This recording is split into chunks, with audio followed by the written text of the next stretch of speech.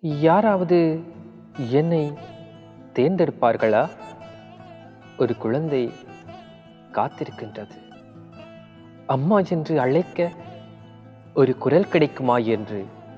அதே இடத்தில் ஒரு நாய்க்குட்டியும் காத்திருக்கின்றது.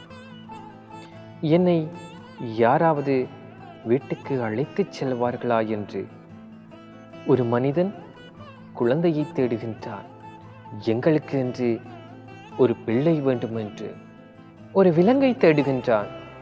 நல்ல இனமாக இருக்க வேண்டும் என்று. சிறந்த வழித்தோன்றலாக இருக்க வேண்டும் என்று. இல்லையென்றால் நாமே உருவாக்கிக் கொள்வோம் என்கின்றான். ஆனால் தன்னை தேடி தனக்காக காத்திருக்கும் அந்த உயிரை மட்டும் ஏன் பார்க்க மறந்து விடுகின்றான்? இனம் பார்த்து உயிரை தேர்ந்தெடுக்கின்றோம்.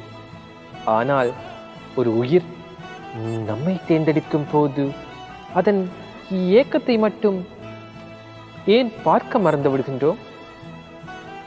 ஒரு குழந்தையின் ஏக்கம் ஒரு வீட்டிற்காக, ஒரு விலங்கின் ஏக்கம் ஒரு நல்ல மனிதனின் அன்பிற்காக.